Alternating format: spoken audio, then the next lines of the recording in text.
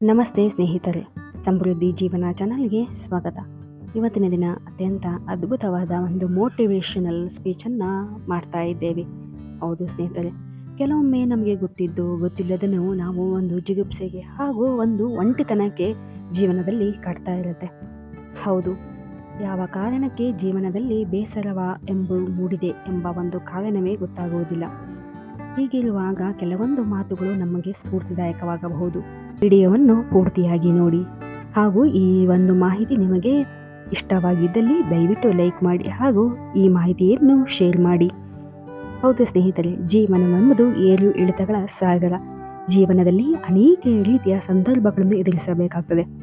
ಆದರೆ ಜೀವನವೆಂಬುದು ಅತ್ಯಂತ ಕಠಿಣವಲ್ಲ, ಅತ್ಯಂತ ಸುಲಭ. ಆದರೆ ನಾವು ನೋಡುವ ದೃಷ್ಟಿಕೋನ ನಮ್ಮದು ಒಳ್ಳೆಯದಾಗಿರಬೇಕು ಅಷ್ಟೇ.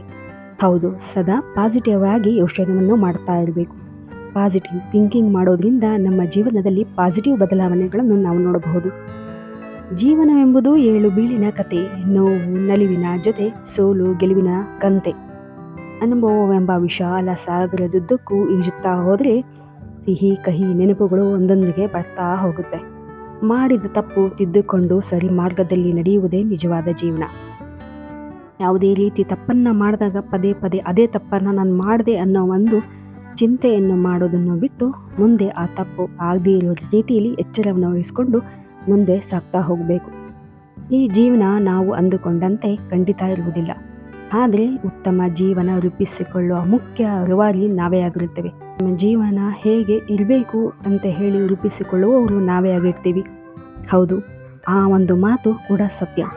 ನಮ್ಮ ಸುಂದರ ಜೀವನ ಹಾವು ಏಣಿಯಂತೆ. ಕೆಲವೊಮ್ಮೆ ಸಿರಿತನ ಹುಡುಕಿ ನಮ್ಮ ಮನೆ ಬಾಗಿಲು ತಟ್ಟಬಹುದು. ಹೌದು, ಆದರೆ ನಮ್ಮ ಹಣೆ ಬರಹ ಬದಲಾದರೆ ಒಂದು ತುತ್ತಿನ ಒಂದು ಹೊತ್ತಿನ ಊಟಕ್ಕೂ ಅಲೆದಾಡಬೇಕಾಗ್ತದೆ. ಇದೇ ರೀ ಜೀವನ. ಅದಕ್ಕೆ ತಿಳಿದವ್ರು ಹೇಳ್ತಾರೆ, ಜೀವನ ಒಂದು ಮಾಯಾಲೋಕ ಅಂಥೇಳಿ. ಇಲ್ಲಿ ಮರೆಯಾದವರು ನಾಳೆ ವ್ಯಥೆಪಡಬಹುದು. ಬಡತನ ಕುಲಿಮೆಯಲ್ಲಿ ಬೆಂದವರು ಮುಂದೆ ಸಿರಿವಂತರಾಗಿ ರಾಜರಾಗಿ ಆಳಬಹುದು. ಯಾರ ಹಣೆ ಬರಹದಲ್ಲಿ ಏನಿರುತ್ತೆ ಅಂತ ಹೇಳೋದಕ್ಕಾಗಲ್ಲ. ಇದಕ್ಕೆಲ್ಲದಕ್ಕೂ ಉತ್ತರ ತಾಳ್ಮೆ. ಹೌದು, ಯಾವುದೇ ಒಂದು ದುಡುಕಿನ ನಿರ್ಧಾರ ಎಂದಿಗೂ ತಗೊಳ್ಬಾರ್ದು. ಇಲ್ಲಿ ಎಲ್ಲವೂ ಸಾಧ್ಯ. ಹೌದು, ಇದೇ ರೀ ಜೀವನ. ನಾವು ಇತರರ ತಾಳ ಮೇಳಕ್ಕೆ ದಾಳವಾಗಿ ಕುಣಿಬಾರ್ದು. ಅವರ ಮಾತಿಗೆ ಕುಗ್ಗದೆ, ವ್ಯಂಗ್ಯ ನಡತೆಗೆ ಬಗ್ಗದೆ ಮುಂದೆ ಒಂದು ವೇಳೆ ನಾವು ಅವರ ಮಾತಿಗೆ ವ್ಯಥೆಪಟ್ಟರೆ ನಮ್ಮಿಂದ ಗೆಲುವು ಸಾಧ್ಯವೇ ಆಗೋಲ್ಲ. ಹಾಗಾಗಿ ನಾವು ಯಾರ ಮಾತಿಗೂ ತಲೆ ಬಗ್ಗಿಸದೆ ನಮ್ಮ ದಾರಿಯಲ್ಲಿ ನಾವು ನಡೆಯಬೇಕು. ನಮ್ಮ ಗುರಿ ಮುಟ್ಟುವರೆಗೂ ನಾವು ಮುಂದೆ ಸಾಕ್ತಾನೇ ಇರಬೇಕು. ಯಾವುದೇ ತಡೆಗಳು ಬಂದರೂ ಅದನ್ನು ಜಗ್ಗದೆ ಕುಗ್ಗದೆ ಎದುರಿಸ್ತಾ ಹೋಗಬೇಕು. ಆಗ ನಾವು ಸಾಧನೆ ಮಾಡೋದಕ್ಕೆ ಸಾಧ್ಯ. ನಮ್ಮಿಂದ ಏನು ಮಾಡಲು ಆಗೋದೇ ಇಲ್ಲ ಅಂತ ಹೇಳಿ ಕುಳಿತವರು ಜೀವನ ಚಕ್ರ ನಿಂತಂತೆ. ಅದು ಒಂದು ಮುಗಿದ ಒಂದು ಕತೆ ಆಗಿಬಿಡತ್ತೆ. ಹಾಗಾಗಿ ಸಹಾಯಕ್ಕೆ ಯಾರು ಬರಲು, ಬಂದ್ರೇನು ಬಿಟ್ಟರೇನು. ಹಾಗಾಗಿ ಯಾವುದೇ ಸಂದರ್ಭದಲ್ಲಿ ಸಹಾಯಕ್ಕೆ ಯಾರು ಬಂದರೇನು ಬಿಟ್ಟರೇನು, ನಮ್ಮದೇ ದಾರಿಯಲ್ಲಿ ನಾವು ಸಾಕ್ತಾ ಇರಬೇಕು. ಅನುಕಂಪವಂತೂ ದೂರದ ಮಾತು. ಯಾರ ಅನುಕಂಪಕ್ಕೂ ನಾವು ಮರಗಬಾರ್ದು ಹಾಗೂ ಯಾರ ಅನುಕಂಪವನ್ನು ನಾವು ಬಯಸಬಾರ್ದು. ನಾವು ತೆಗೆದುಕೊಳ್ಳುವ ದುಡುಕು ನಿರ್ಧಾರ ದೊಡ್ಡ ಒಂದು ಅನಾಹುತಕ್ಕೆ ಎಡೆ ಮಾಡಿಕೊಡಬಹುದು. ಹಾಗಾಗಿ ದೃಢರಾಗಿ ಆತ್ಮವಿಶ್ವಾಸದಿಂದ ಪ್ರತಿಯೊಂದು ದಿನವನ್ನು ಹೊಸ ದಿನವಾಗಿ ಆರಂಭ ಮಾಡಬೇಕು. ಇವತ್ತು ಕಳೆದು ಹೋಗಿರ್ತಕ್ಕಂತಹ ದಿನವನ್ನು ಮರೆತು ಬಿಡಬೇಕು. ನಾಳೆ ಬರುವಂಥ ದಿನವನ್ನು ಆಶಾವಾದದಿಂದ ಎದುರುಗೊಳ್ಳಬೇಕು.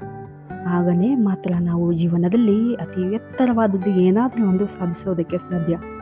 ಕಷ್ಟ ಯಾರಿಗಿಲ್ಲ ಹೇಳಿ? ಪ್ರತಿಯೊಬ್ಬರು ಕಷ್ಟವನ್ನು ಪಟ್ಟಿರ್ತಾರೆ. ಆಕಾಶದಲ್ಲಿ ಕಾಣುವ ಒಂದು ಗಾಳಿಪಟ ಚಂದವಾಗಿ ಕಾಣುತ್ತೆ, ಆದರೆ ಅದರ ಸೂತ್ರ ನಿಮ್ಮ ಕೈಯಲ್ಲಿರುತ್ತೆ. ಆ ದಾರ ಯಾರಿಗೂ ಕಾಣೋದಿಲ್ಲ. ಹಾಗೆ ಪ್ರತಿಯೊಬ್ಬರ ಜೀವನ. ಸಾಧಿಸೋದ ಜೀವನ ಹೇಗಿರುತ್ತೆ ಅಂದರೆ ಗಾಳಿಪಟದ ಥರ ಸುಂದರವಾಗಿ ಕಾಣ್ತಾ ಇರುತ್ತೆ. ಆದರೆ ಅವರ ಬಂದ ದಾರಿ ಆ ದಾರದ ರೀತಿ ಇರುತ್ತೆ, ಯಾರಿಗೂ ಕಾಣೋದಿಲ್ಲ. ಹಾಗಾಗಿ ನಾವು ಆ ಸಾಧನೆ ಮಾಡಿದರೆ ಮಾತ್ರ ನಮ್ಮ ಜೀವನ ಎಲ್ಲರ ಮುಂದೆ ಚಂದವಾಗಿ ಕಾಣೋದು. ಹಾಗಾಗಿ ಯಾವುದಕ್ಕೂ ಕೂಡ ಹೆದರಬಾರ್ದು, ಜಗ್ಗಬಾರ್ದು. ಮುಂದೆ ಸಾಗಿ ಸಾಧನೆಯನ್ನು ಮಾಡಿ ತೋರಿಸಬೇಕು. ಆಡುವವರ ಮಾತನ್ನು ಬಾಯಿ ಮುಚ್ಚಿಸಬೇಕು, ಹಾಗೆ ಬದುಕಬೇಕು. ಹೌದು, ಮಾನವ ಜನ್ಮ ಸೃಷ್ಟಿಯಲ್ಲಿ ಶ್ರೇಷ್ಠ ಎನ್ನುತ್ತಾರೆ ಬಲ್ಲವರು. ಎಂತೆಂಥ ಸಾಧಕರು ನಮ್ಮೊಡನೆ ಇದ್ದಾರೆ. ಅವರ ಹೂವಿನ ಹಾದಿಯಲ್ಲಿ ನಡೆದವರು ಯಾರೂ ಇಲ್ಲ. ಸುಗದ ಸುಪ್ಪತ್ತಿಗೆಯಲ್ಲಿ ಮೆರೆದವರೇ ಯಾರೂ ಇಲ್ಲ. ಅವರ ಬಾಳಲ್ಲೂ ಸಹ ಇಂತಹ ಮಹಾನ್ ತೊಂದರೆಗಳನ್ನು ಎದುರಿಸಿರ್ತಾರೆ. ಅದನ್ನು ಮೆಟ್ಟಿ ನಿಂತು ಸಮಾಜ ಹಾಕಿದ ಸವಾಲುಗಳನ್ನು ಗಟ್ಟಿತನದಿಂದ ಮೆಟ್ಟಿಸಿರ್ತಾರೆ.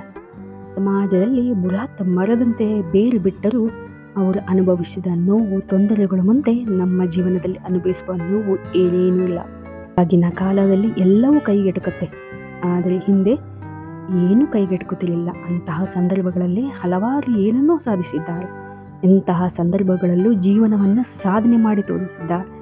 ಹಾಗಿರುವಾಗ ನಾವು ಯಾವುದು ಮಹಾ ಅಲ್ವಾ? ಅವರಂತೆ ನಮಗೂ ಕಾಲಿದೆ, ಅವರಂತೆ ನಮಗೂ ಕೈ ಇದೆ, ಅವರಂತೆ ನಮಗೂ ಕಣ್ಣಿದೆ, ಅವರಂತೆ ನಮಗೂ ಯೋಚನಾಶೀಲ ಇದೆ, ಹೌದಲ್ವಾ? ಹಾಗಾದರೆ ಯಾಕೆ ತಡ?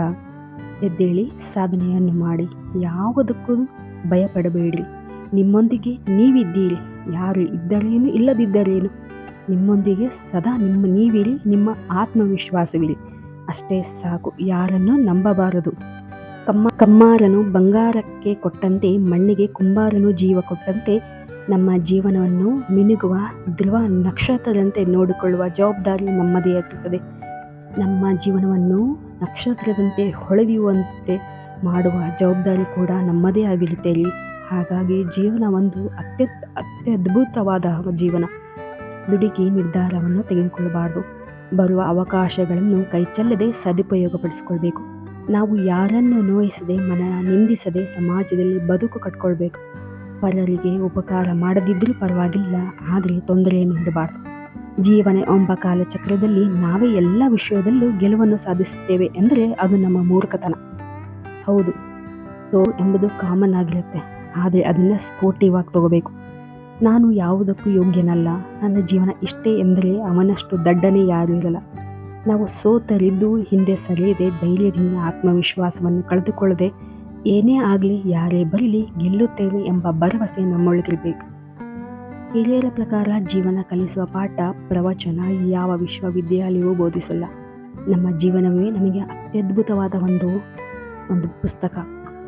ತಮ್ಮನ್ನು ಪ್ರೀತಿಸಿ, ತಮ್ಮವರನ್ನು ಪ್ರೀತಿಸಿ, ಜೀವನದುದ್ದಕ್ಕೂ ಹೊಸ ಹೊಸ ಯೋಚನೆಗಳನ್ನು ಮಾಡಿ ಕೆಟ್ಟ ಯೋಚನೆಗಳನ್ನು ಬಿಟ್ಬಿಡಿ.